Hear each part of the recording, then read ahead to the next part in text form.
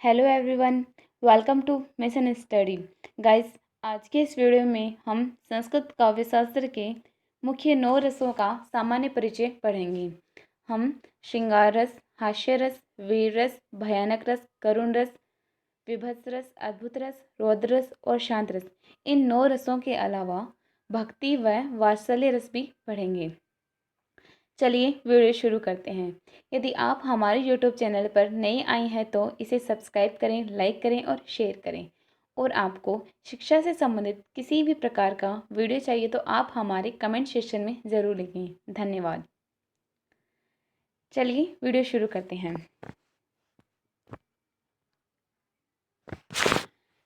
सबसे पहले हम रस क्या है इसके बारे में पढ़ेंगे। रस क्या है?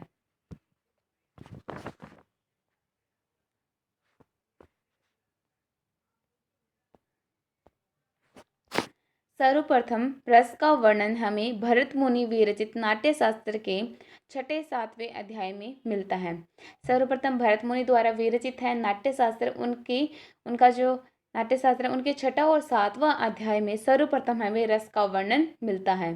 संपूर्ण नाट्य शास्त्र में विभिन्न स्थलों पर रीति, वृत्ति, प्रवृत्ति, गुण, अलंकार तथा नाट्य धर्मों के आदि के प्रसंग में रस का महत्व स्थापित किया गया है।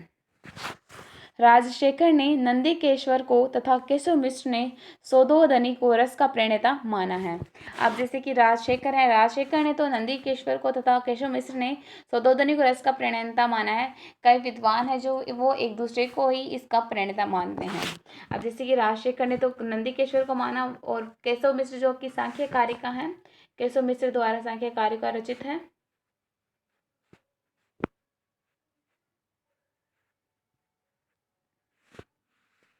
सांख्य कारिका के रचयिता केशव मिश्र जिन्होंने सौदोदनी को इसका प्रणेता माना है।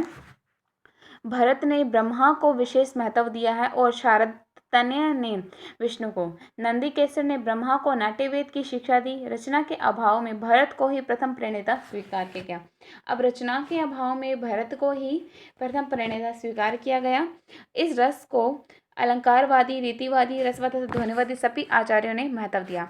यह जो रस है, इन रस को अलंकारवादी ने, रीतिवादी ने, रसवादी तथा ध्वनिवादी, इन चारों आदि अनेक विद्वानों ने, आचार्यों ने इसको स्वीकार किया। अब रस के भेद देख लेते हैं। रस के भेद मुख्य रूप से रसों की संख्या 9 मानी गई है। मुख्य रूपों से रसों की संख्या 9 मानी गई है। ये 9 रस इस प्रकार हैं। पहला रस है श्रृंगार रस, दूसरा हास्य रस, तीसरा वीर रस, चौथा भयानक रस, पांचवा करुण रस, छठा विभत्स रस, सातवां अद्भुत रस, आठवां रौद्र रस, नौवां शांत रस। प्रत्येक रस के स्थायी भाव, आलंबन, उद्दीपन, अनुभाव, संचारी भाव आदि का परिचय दिया गया है, क्योंकि इन्हीं से रस स्वरूप परिपुष्ट होता है। अब इन सभी रस के स्थायी भाव, आलंबन और उद्दीपन और अनुभाव तथा संचारी भाव, इन पांचों का परिचय दिया जा रहा है, क्योंकि इन्हीं से रस का परिचय संभव है, परिपुष्ट होता है। पहला रस है श्रृंगार रस। पहला रस है श्रृंगार रस। इसको देख लेते हैं। यह 2 प्रकार का होता है, संयोग श्रृंगार तथा विप्लब्ध श्रृंगार। श्रृंगार जो रस है वह 2 प्रकार का होता है। पहला श्रृंगार संयोग श्रृंगार, दूसरा विप्लब्ध श्रृंगार। सबसे पहले संयोग श्रृंगार देख लेते हैं। संयोग श्रृंगार, इसका स्थायी भाव है रति। संयोग श्रृंगार का स्थायी भाव है रति। आश्रय एवं आलंबन है नायक और नायिका। इसके आश्रय, संयोग श्रृंगार के आश्रय एवं आलंबन है नायक और नायिका। अब उद्दीपन है, उद्दीपन देख लेते हैं। आश्रय, नायिका, स्थायी भाव एंड उद्दीपन। उद्दीपन है परकीय, वसंत, चंद्र, एकांत, केली, कुंज, उद्यान, कोकिल, भ्रमर, पुष्प, सखी, सखा, चित्रपट, अवलोकन, स्वकीय, सौंदर्य, उत्कृष्ट गुण, समान, व इत्यादि। इसके उद्दीपन बताए गए हैं। एक बार फिर से देखेंगे। इसका उद्दीपन है संयोग श्रृंगार का वसंत, चंद्र, एकांत, केली, कुंज, उद्यान, कोकिल, भ्रमर, पुष्प, सखी, सखा, चित्रपट, अवलोकन, सौंदर्य, उत्कृष्ट गुण, समान और व्यय इत्यादि इसके उद्दीपन हैं। अब अनुभाव है नायक नायिका का परस्पर दर्शन, भूभंग, कटाक्ष, अश्रु विमोचन, विवर्ण होना, भिन्न स्वरता इत्यादि। जिससे कि यह उद्दीपन बताए गए थे हमें, जिसमें संयोग श्रृंगार रस होता है। तो ये उद्दीपन थे और अनुभाव है कि नायक नायिका का परस्पर दर्शन, उनका संयोग श्रृंगार में क्या होता है कि नायक नायिका का परस्पर दर्शन होता है, उनका भ्रूभंग, कटाक्ष, अश्रु विमोचन और विवरण होना और भिन्न स्वरता इत्यादि। अब संचारी भाव है, संचारी भाव देख लेते हैं। संयोग श्रृंगार का संचारी भाव होता है उन्माद, व्रीड़ा, हर्ष, उत्सुकता आदि। संचारी भाव है संयोग श्रृंगार का, इसमें उन्माद होता है, क्रीड़ा, माफी चाहती हूँ, व्रीड़ा होती है, हर्ष होता है और उत्सुकता होती है। इसी के अलावा दूसरा जो श्रृंगार रस का प्रकार था विप्रबल श्रृंगार, इसको देख लेते हैं। विप्रबल श्रृंगार जो कि श्रृंगार रस का दूसरा प्रकार था। इसका भेद है कि पूर्व राग, मान, प्रवास और करुण। सबसे पहले इसका भेद है, विप्रबल श्रृंगार का भेद है कि पूर्व राग, मान, प्रवास और करुण। इसका स्थायी भाव है रति, जैसे कि संयुक्त श्रृंगार का भी स्थायी भाव रति था, संयुक्त श्रृंगार है उसका स्थायी भाव रति था, तो विप्रलंब श्रृंगार का भी स्थायी भाव रति है। एग्जाम में ज़्यादातर स्थायी भाव के बारे में ज़्यादा पूछा जाता है कि इसका स्थायी भाव क्या है। तो हमें पता है कि श्रृंगार रस का स्थायी भाव क्या है, श्रृंगार रस का स्थायी भाव है रति। और इसीलिए संयोग श्रृंगार, जो इसके दो प्रकार थे, पहला था संयोग श्रृंगार,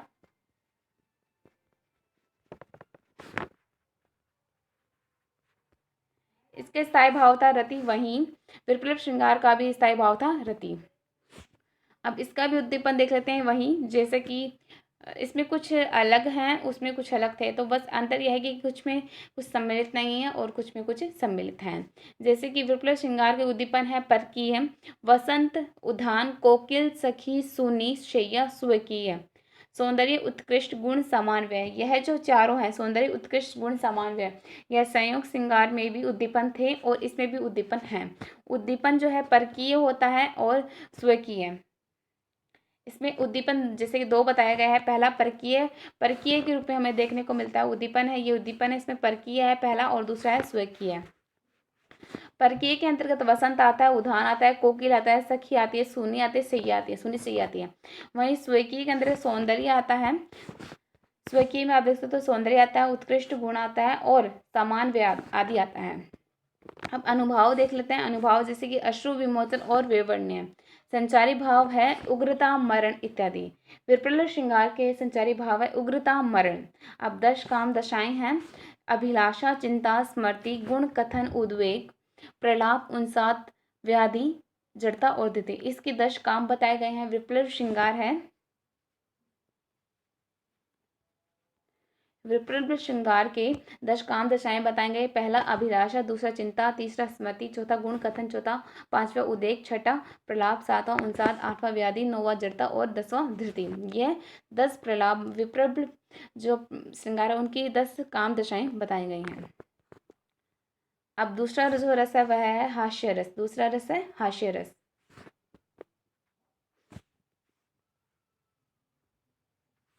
इसका स्थायी भाव है हास। जैसे कि श्रृंगार रस का स्थायी भाव था रति, उसी तरह हास्य रस का स्थायी भाव है हास। अब इसका आलंबन है कि भद्दावेश, भद्दी आकृति। अब इसका आलंबन है कि जैसे हास्य जो रस है इसका हमें पता कैसे चले। इसका आलंबन है कि जो कोई मनुष्य है, जैसे उसने भद्दावेश पहले या फिर भद्दी आकृति का मनुष्य है, आप कल्पना कीजिए, तो उसे देखकर हमें हास होता है, हम उसका उपहास करते हैं, परिहास करते हैं। तो इसलिए हास्य रस में बताया गया है कि हम इसका हास्य तो करते हैं, प्रतिहास करते हैं। भद्दावेश, भद्दी आकृति, इससे इसका जो स्थायी भाव है वह हास। अब उद्दीपन देख लेते हैं। उद्दीपन है विकृति चेष्टा, विकृत चेष्टा, यानी कि उनकी जो चेष्टा है वो विकृत टाइप की होती हैं। अनुभाव है, अब उनको देखकर हमें क्या अनुभव हुआ, ठीक है। हमने जैसे कि उनके भद्दावेश देख लिया, भद्दी आकृति देख लिया, हास्य हो गया, उनका उपहास हो गया, मजाक टाइप में हमने कर लिया।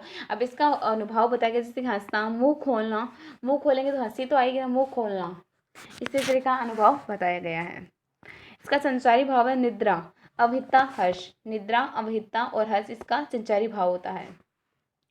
अब भेद देख लेते हैं इनके। भेद, स्मित, हसित, दांत दिखाई पड़ना। इसमें क्या होता है, पहला भेद बताया गया है कि इसके जब भद्दावेश, भद्दी आकृति वाला मनुष्य है उनको देखेंगे तो फिर जो हमारा रिएक्शन होता है वो बताया गया है। जैसे कि स्मित, हसित, दांत दिखाई पड़ना, अगर हंसेंगे तो दांत तो दिखाई देंगे ही। दूसरा विहासित, स्वर सहित, स्वर सहित विहासित, स्वर सहित हंसना, स्वर सहित दांत दिखाई देना। अवहसित, सिर हाथ पैर हिलने के साथ। अब जैसे कि कोई मनुष्य हिल रहा है तो वह अपने शरीर की पूरी गतिविधियां भी कर रहा है, अपने हाथ पैर सब हिला रहा है, उनके दांत तो दिखाई दे रहे हैं और स्वर सहित उनके दांत दिखाई दे रहे हैं, इसके साथ सिर हाथ पैर भी हिल रहे हैं। उपहसित आंसू सहित, किसी किसी के हंसने से आंसू भी आ जाए, आंसू सहित। और अति हसित अट्ठहास, अट्ठहास। अब वीर रस देखेंगे।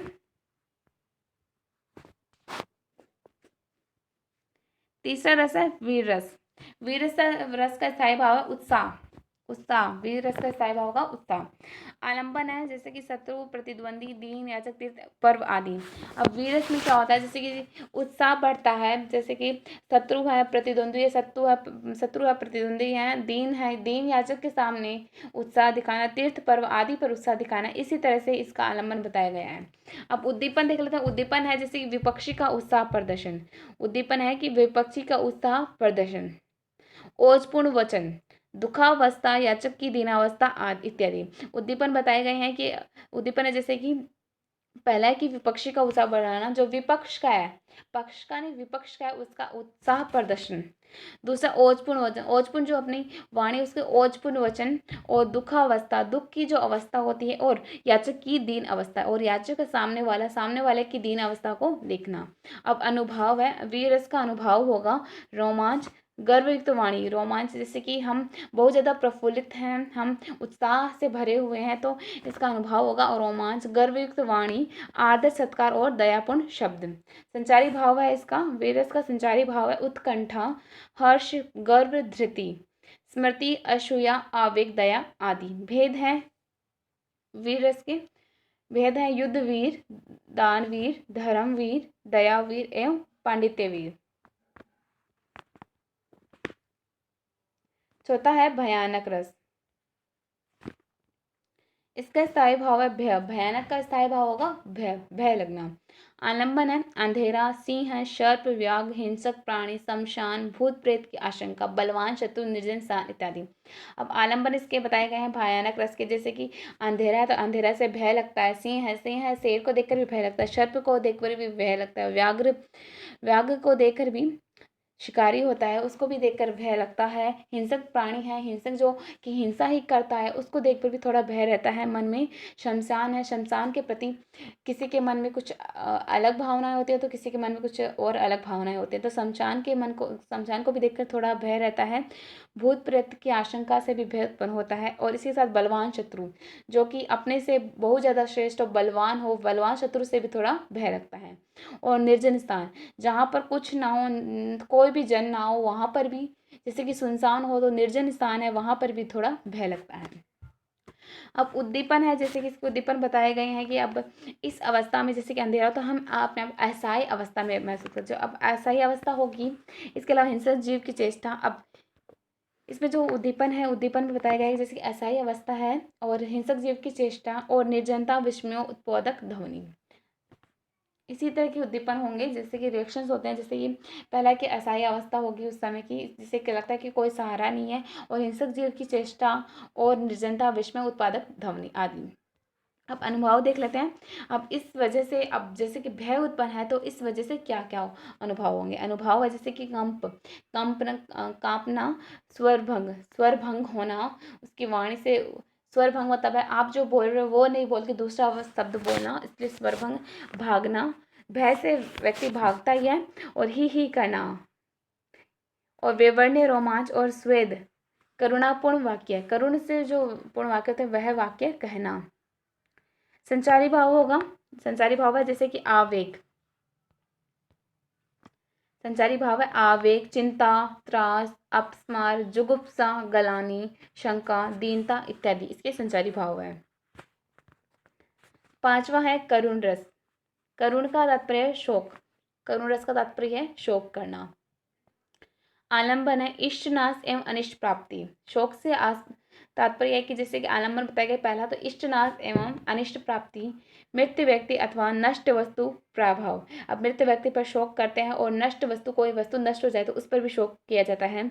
बंधु विनाश, बंधु का विनाश हो जाए, दीन बंधु बोल जाते हैं। प्रिय मित्र बंधु होते हैं, उनका अगर विनाश हो जाए तो उन पर भी शोक व्यतीत किया जाता है। प्रिय वियोग, अगर अपने प्रिय का वियोग हो जाए, उनका वियोग से तात्पर्य वो आपसे दूर चले जाएं, उनका वियोग हो जाए आपसे, तो तभी भी आप शोक प्रकट करेंगे। वध, वध से भी, बंधन से भी, बंधन का भी शोक वध है।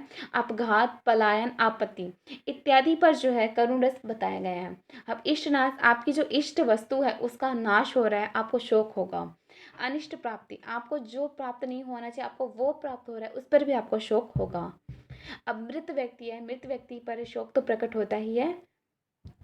और नष्ट वस्तु प्रभाव, बंधु विनाश, बंधु का विनाश हो रहा है, उस पर भी थोड़ा बहुत शोक प्रकट होता है, करुण रस का दिखाया गया है।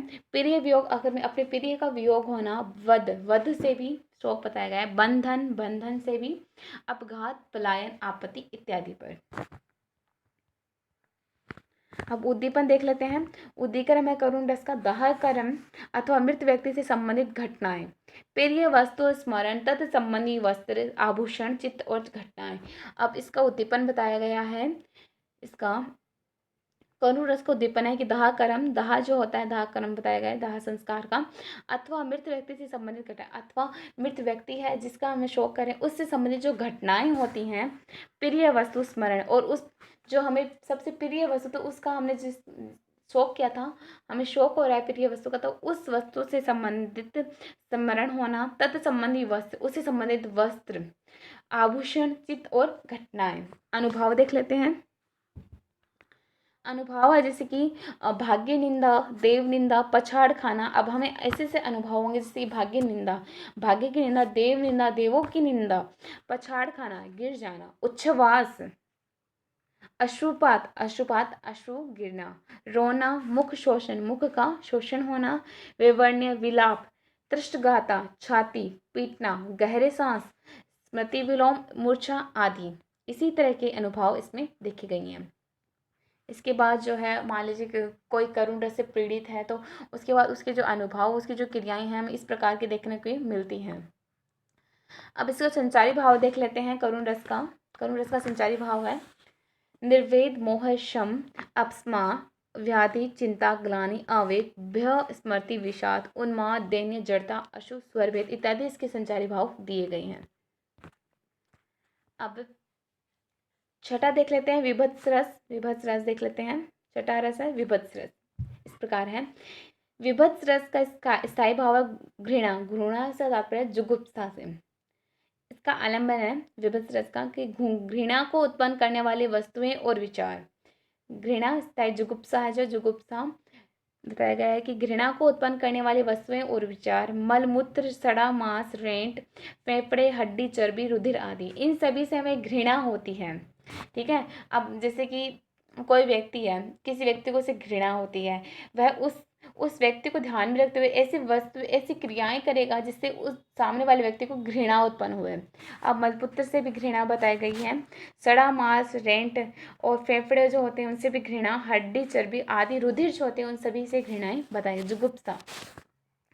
अब उद्दीपन देख लेते हैं इसका कि दुर्गंध आती है। अब इस घृणा का परिणाम निकलता है दुर्गंध, जलना, गलना, सड़ना, कीड़ों द्वारा बिलबिलाना, कीड़ों द्वारा बिलबिलाना, गिद्धों द्वारा मांस नोचा। अब इससे हमें घृणा से उत्पन्न हो जाती है कि गिद्धों द्वारा मांस छटपटाना, विकृत रंग, रूप आदि। रंग के विरुद्ध, रंग के विपरीत विकृत रंग जो है इसी के प्रति।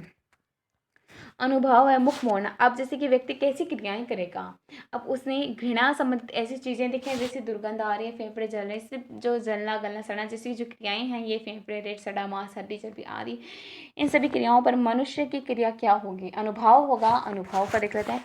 मुख मोड़ना, मनुष्य मुख मोड़ेगा। सांस रोकना, सांस रोक लेगा।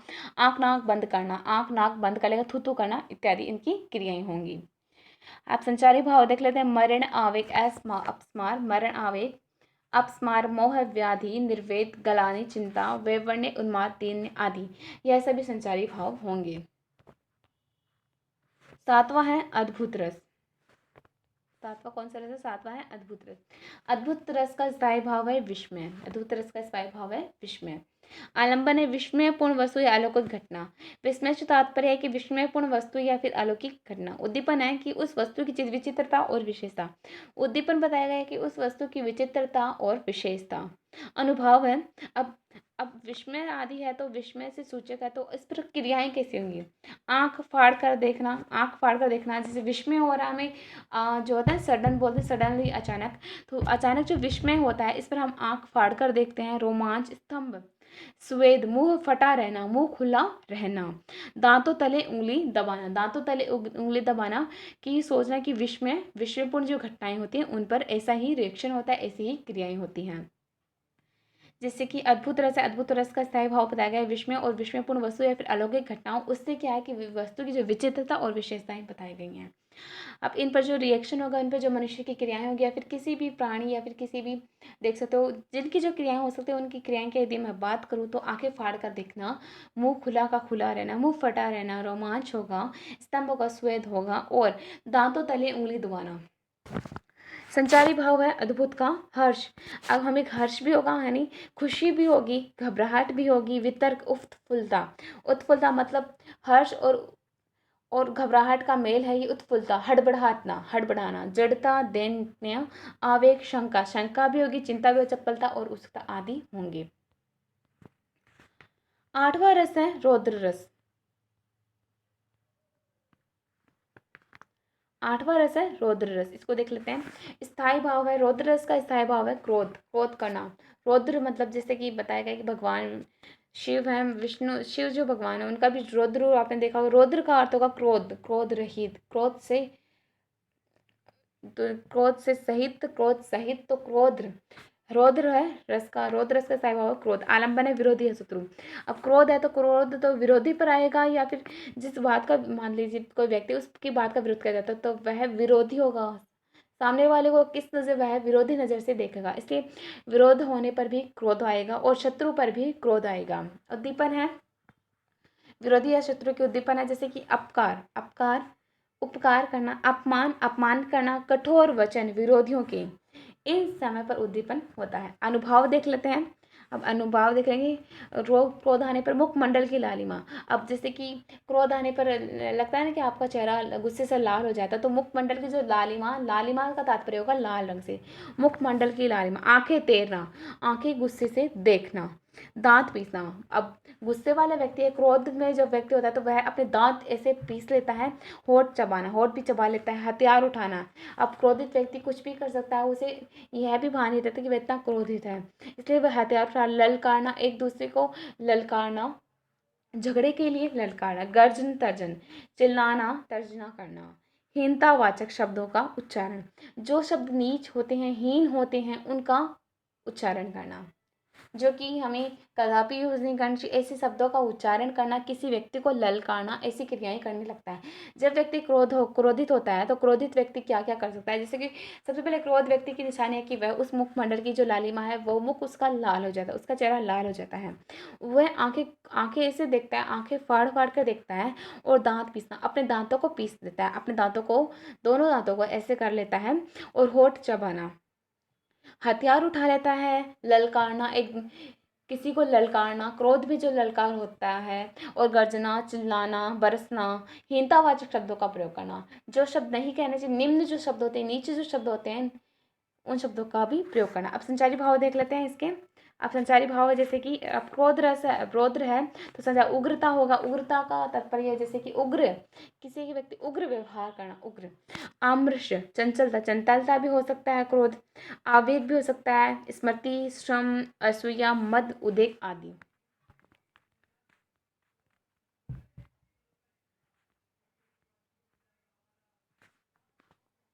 नौवा रस है शांत रस। नौवा रस है शांत रस, इसका स्थायी भाव है निर्वेद, राम। शांत है, जब व्यक्ति शांत होता है तो राम का नाम ही लेता है। निर्वेद होना, वेद नहीं होना, राम। अब शांत से तात्पर्य जैसे कि कोई मनुष्य है वह पूरा ही शांत हो जाए, तब जैसे कि मृत मनुष्य है वह राम का ही नाम लेता है। जब अब अंतिम क्षण होते हैं तो वह शांत हो जाता है, और वह लास्ट में जब उसका समय पूरा हो जाता है तो वह राम का ही नाम लेता है। इसलिए इसका स्थायी भाव है निर्वेद और राम। आलंबन है संसार की असारता, परम तत्व का ज्ञान, यानी कि संसार में कोई भी रुचि नहीं रखना, और परम तत्व का ज्ञान। अब उसे परम तत्व का, उस शांत व्यक्ति को वह पूरी तरह शांत तब होगा जब उसे परम तत्व है ईश्वर, ईश्वर का ज्ञान होना, उद्दीपन है जैसे सत्संग, मृत व्यक्ति पर सत्संग किया जाता है। तीर्थाटन, तीर्थों का टन, आध्यात्मिक चिंतन, आध्यात्म का चिंतन करना। पुराण श्रवण, शास्त्र अध्ययन, देव दर्शन, धर्मोपदेश।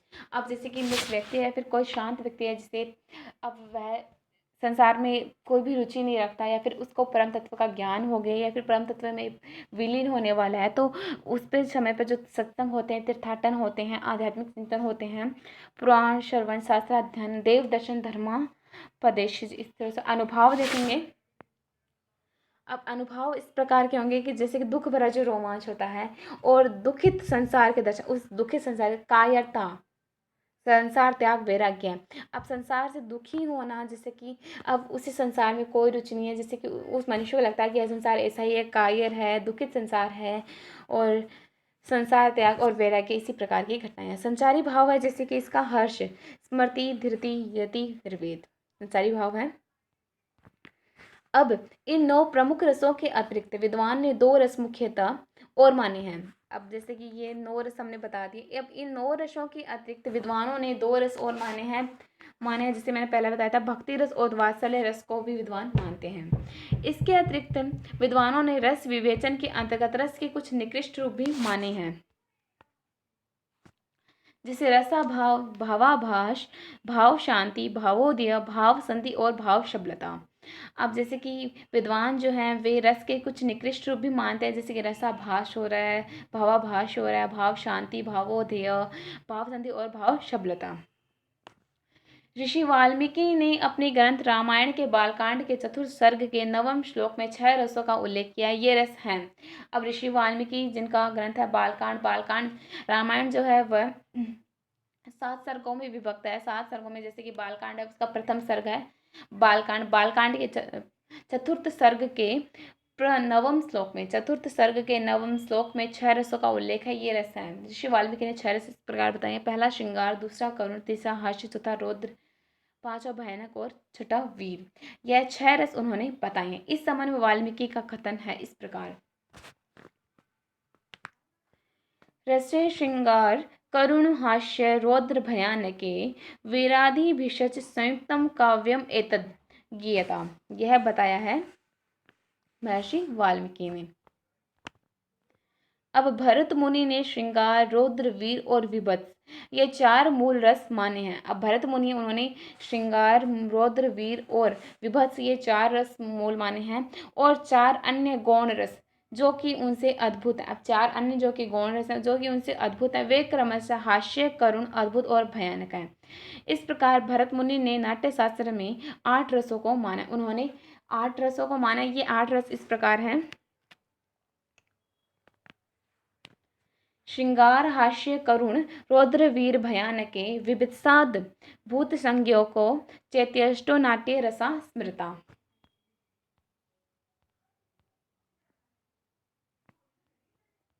अब अन्य रस देख लेते हैं। पहला जो रस है अन्य रस में, पहला भक्ति रस है, दूसरा वात्सल्य रस।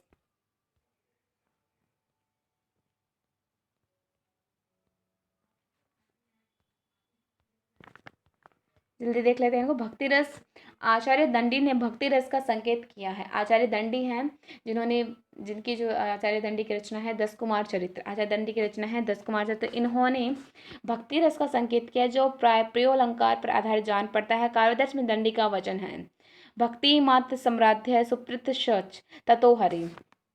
काव्यदर्श है इसमें दंडी के वचन कि भक्ति मात्र स्माराध्य सुप्रीत श ततो हरि। अब दंडी के अनुसार भक्ति और प्रीति परस्पर प्रियाय हैं। दंडी के अनुसार भक्ति और प्रीति क्या है? परस्पर प्रियाय हैं। अतः देवता विषयक रति को श्रृंगार से मित्र संबंध है। अतः देवता विषयक रति है, रति को श्रृंगार से मित्र संबंध चाहिए। रुद्र ने सर्वप्रथम प्रियान नाम का 9वां रस माना। अब आचार्य रुद्र ने सर्वप्रथम प्रियान नाम का 9वां रस माना। मधुसूदन सरस्वती ने भक्ति को ब्रह्मानंद सहोदर समझा, किंतु रूप गोस्वामी ने समाधि जन्य ब्रह्मानंद को परमाणु के समान भी नहीं माना। वे तो भक्ति को ज्ञान और कर्म से अधिक अच्छा मानते हैं। भक्ति सर्वश्रेष्ठ रस है। भक्ति रस में नितांत सुख है। भक्ति रस में, ईश्वर की भक्ति में नितांत सुख होता ही है। इसमें किसी भी प्रकार का दुख नहीं रहता। रूप गोस्वामी के मतानुसार भक्ति अनुक्रमित होती है, अतः भक्ति रस को श्रृंगार रस के अंतर्गत नहीं माना जा सकता। अब भक्ति रस को जो है श्रृंगार रस के अंतर्गत नहीं माना जा सकता। भक्ति रस के 5 भेद संभव हैं, जैसे शांता, प्रीता, प्रेयसी, अनुकंपा और कांता। इसमें शांता सर्वश्रेष्ठ है। भक्ति रस के 5 भेद संभव हो सकते हैं, यह कॉम्पिटिशन एग्जाम में भी कई बार पूछे गए हैं। तो इसमें शांता सर्वश्रेष्ठ है और कांता विषयक भक्ति श्रृंगार रस का नाम ग्रहण कर सकती है। भक्ति रस का स्थायी भाव है देवादि विषयक रति।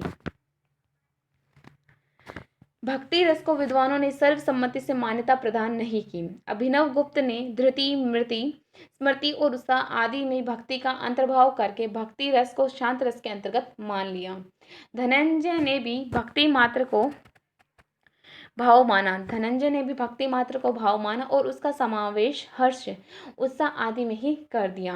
मम्मट उसे देवता विषय रहित ही मानते। विश्वनाथ ने भक्ति को स्थान नहीं दिया। पंडित जगन्नाथ ने भक्ति का समर्थन किया, उसे रस नहीं माना क्योंकि उन्हें आशंका थी।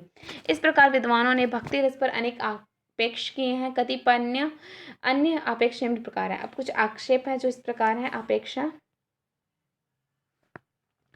भक्ति रस परंपरानुमोदित नहीं है। भक्ति को भाव मान लेना उचित है। भक्ति उत्कृष्ट नहीं क्योंकि यह निर्जीव मूर्ति के निवेदित होती है। यह मूल भाव नहीं है, यह व्यापक भी नहीं है।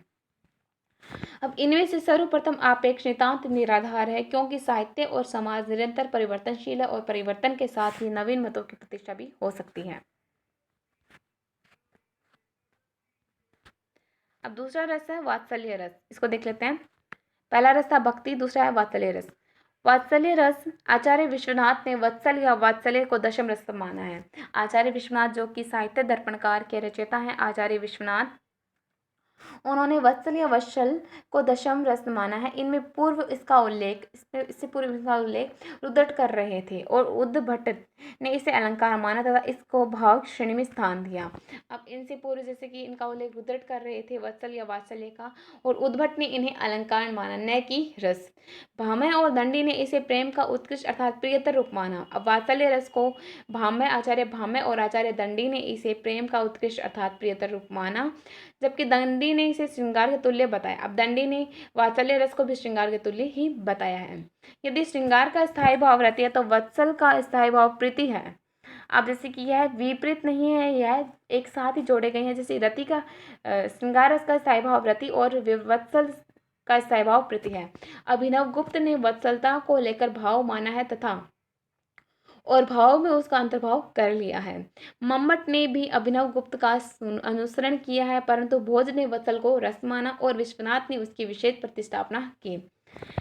विश्वनाथ वत्सल को स्थायी भाव मानते हैं। विश्वनाथ के मतानुसार वात्सल्य का देवता जगदम्बा और इसका पूर्ण पदगर्भ छवि के समान है। विश्वनाथ वत्सल के 2 भेद मानते हैं। आचार्य विश्वनाथ जो कि साहित्य दर्पणकार के रचयिता हैं, वह वत्सल के 2 भेद मानते हैं। पहला संयोग वत्सल और दूसरा वियोग वत्सल। अब वियोग वत्सल्य के उन्होंने पुनः 4 भेद के जो इस प्रकार है। अब वियोग वत्सल के आचार्य विश्वनाथ ने पुनः 4 भेद के जो इस प्रकार है। गच्छ प्रवास, प्रवास, अप्रवासगत, करुण, वात्सल्य। अब रूप गोस्वामी ने वत्सल को पृथक रस घोषित किया। अब रूप गोस्वामी ने वत्सल को पृथक रस घोषित किया है क्योंकि इसका रसा स्वाद पानक रस के समान स्पष्ट झलकता है। इसका रूप वात्सल्य रस है, इसका रूप स्वाद जो है वह पानक रस के समान स्पष्ट झलकता है, हृदय में प्रवेश करता है, वेद विषयों को ढक लेता है, ब्रह्मानंद के समान अनुभूत होता है तथा अलौकिक चमत्कृति से युक्त रहता है। अनेक विद्वान इसे पृथक रस इस कारण मानते हैं कि विविध ऐषणाओं में पुत्रेषणा का स्थान है, अतः वात्सल्य को एक स्वतंत्र रस माना जा सकता है। इसी के साथ आज का हमारा वीडियो समाप्त होता है। Thanks for watching and keep supporting. मिलते हैं नेक्स्ट वीडियो में।